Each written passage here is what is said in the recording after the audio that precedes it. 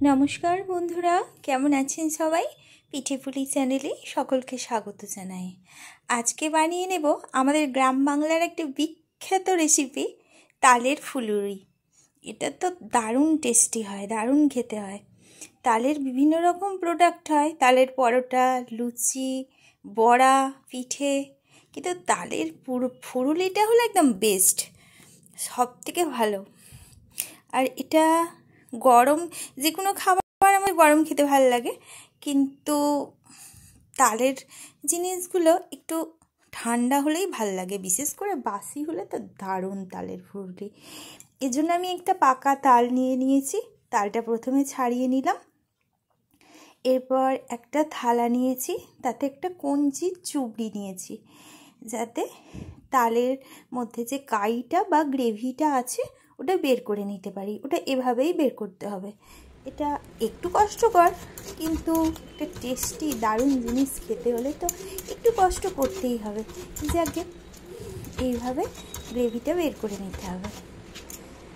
আমার পুরো তালটার কাই বের করা হয়ে গেছে। এরপর এটা দিয়ে আমি ফুলুরি বানিয়ে নেব। এটা আরেকটা বাটিতে নিয়ে নিলাম। তালের ফুলুরি সাধারণত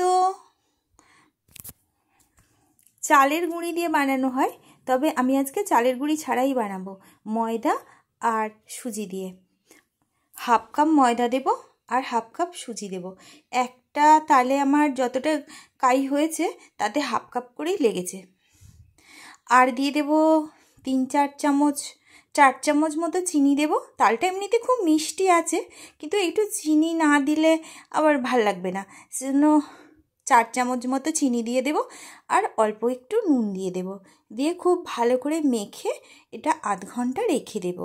যেহেতু সুজি আছে, সুজিটা একটু ফুলতে সময় লাগবে। চাল গুঁড়ি দিয়ে করলে সেটা একটু শক্ত শক্ত খেতে হয়, সেটার টেস্ট আলাদা, সেটাও খুব ভালো হয়। আর সুজি ময়দা দিয়ে করলে ভীষণই সফট হয়, ভীষণই সফট। মানে বয়স্করা যাদের দাঁতটা নেই বা শক্ত জিনিস চিবাতে পারে না, তারা কিন্তু এটা খুব আনন্দ করে খেতে পারবে। এটা 30 মিনিট ঢাকা দিয়ে রেখে দিয়েছিলাম। এবার 30 মিনিট পর এটাকে আরেকবার একটু ভালো করে মেখে নেব। বন্ধুরা, যারা আমার চ্যানেলটা এখনও সাবস্ক্রাইব করেননি, তারা প্লিজ একটু সাবস্ক্রাইব করে দেবেন। আর ভালো লাগলে লাইক করবেন, আপনাদের বন্ধুদের সাথে শেয়ার করবেন। কড়া গরম হতে একটু বেশি পরিমাণে সর্ষের তেল দিয়ে দিয়েছি। যেহেতু এটা পুরো ডিপ ফ্রাই হবে, সেজন্য তেলের পরিমাণটা একটু বেশি দিতে হয়। সর্ষের তেলের জায়গায় সাদা তেলও দেওয়া যেতে পারে, যে কোনো কুকিং অয়েলে ভাজা যেতে পারে। এবার হাতে করে ওগুলো অল্প অল্প করে নিয়ে ফুলুরির মতো করে, এমনি বেসনের ফুলুরি যতটা বড় হয় অতটা বড় না, একটু ছোট ছোট করে ভাজতে হবে।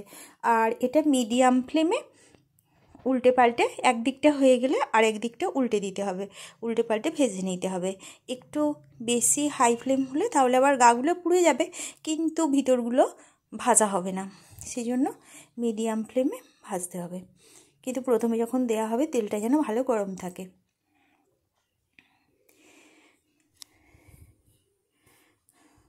বন্ধুরা, যারা আমার ভিডিওটা ইউটিউবে দেখছেন তারা প্লিজ একটু সাবস্ক্রাইব করবেন, আর যারা ফেসবুক পেজে দেখছেন তারা প্লিজ একটু ফলো করে দেবেন আর কমেন্ট করবেন প্লিজ।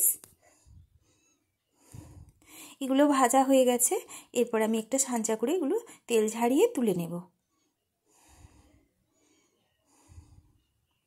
এটা দারুণ লাগে খেতে, বাসি খেতে তো হেব্বি লাগে। আপনি একটা খেলে মনে হবে আরও আগে 4-5টা খাই, মানে একটা দুটো খেয়ে কারো মন ভরবে না। রেডি হয়ে গেছে তালের ফুলুরি। আপনারাও একদিন বানিয়ে ফেলুন, দেখুন এটা কত নরম হয়েছে। ভিডিওটি